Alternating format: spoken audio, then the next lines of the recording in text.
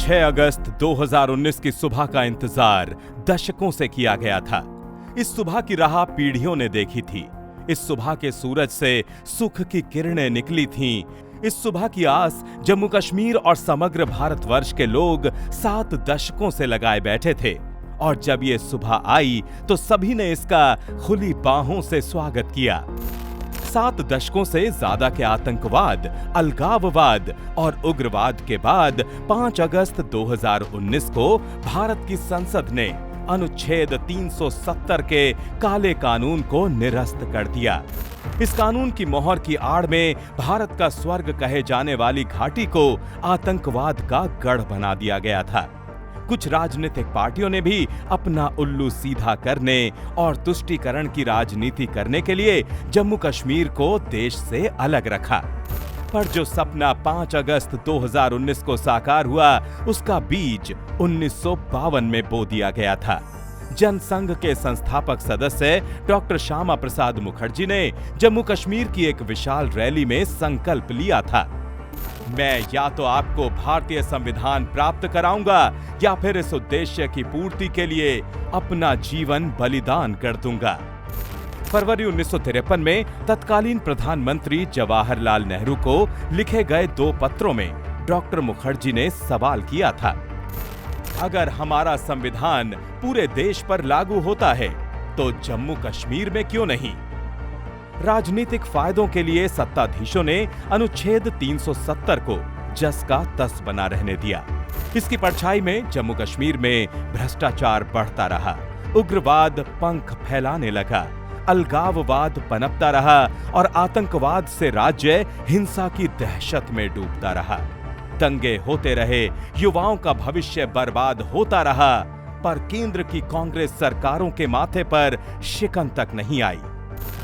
वो वही दौर था जब डॉक्टर मुखर्जी ने नारा दिया था, नहीं चलेगा एक देश में 2 विधान, 2 प्रधान और 2 निशान। डॉक्टर मुखर्जी अपने संकल्प को पूरा करने के लिए 1953 में बिना परमिट लिए जम्मू कश्मीर की यात्रा पर निकल पड़े। वहां पहुंचते ही राज्य सरकार के आदेश पर उन्हें गिरफ्तार कर लिया गया। 23 जून 1953 को जेल में रहस्यमय परिस्थितियों में उनकी मृत्यु हो गई। जेल में उनकी मृत्यु ने देश को हिलाकर रख दिया और परमिट सिस्टम हमेशा के लिए समाप्त हो गया। पर क्या इतना काफी था? 1951 में जनसंघ के गठन के दिनों से ही डॉक्टर श्यामा प्रसाद मुखर्जी ने देश की जनता से 370 हटाने का वादा किया था। 1980 में जब भाजपा का गठन हुआ, तब भाजपा ने जनसंघ के इस वादे को अपना संकल्प बना लिया। लगभग 4 दशक बाद 2019 में प्रधानमंत्री श्री नरेंद्र मोदी के नेतृत्व में भाजपा की सरकार ने लगातार दूसरी बार देश की कमान संभाली। अब वक्त आ गया था दशकों पुराने इस संकल्प को सिद्ध करने का।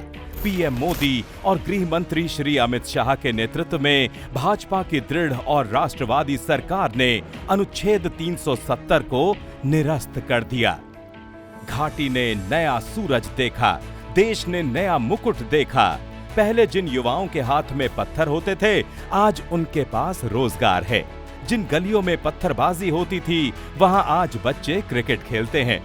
दशकों बाद सिनेमा घर खुले हैं। पहले जो जम्मू कश्मीर आतंक का पर्याय हुआ करता था, जहां आए दिन गोलियों और बम के धमाके सुनाई देते थे, आज वहां शांति, स्थिरता और सुरक्षा सुदृढ़ हुई है। मोदी सरकार की आतंकवाद के खिलाफ जीरो टॉलरेंस नीति के कारण ही वहां आतंकी घटनाओं में भारी गिरावट आई है। जम्मू कश्मीर नए भारत की नई तस्वीर बनकर उभरा है और आने वाले वर्षों में भारत को विकसित बनाने में अपना अहम योगदान देने की राह पर चल पड़ा है। 5 साल में जम्मू कश्मीर कितना बदल गया है, इसका सबसे बड़ा सबूत 2024 के लोकसभा चुनाव के दौरान देखने को मिला। घाटी के लोगों ने बढ़ चढ़कर अपने प्रतिनिधि को चुनने के लिए मतदान किया। आजाद भारत के इतिहास में जम्मू कश्मीर में कभी इतनी वोटिंग नहीं हुई थी।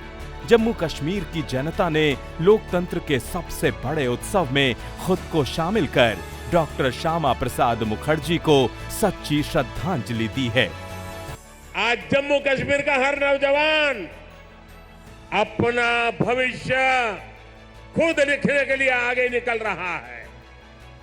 जहां कभी बंद और हड़ताल का सन्नाटा रहता था, वहां अब जिंदगी की चहल पहल दिखाई देती है। सबका साथ, सबका विकास, सबका विश्वास और सबका प्रयास, यही मंत्र तो विकसित जम्मू कश्मीर की बुनियाद है।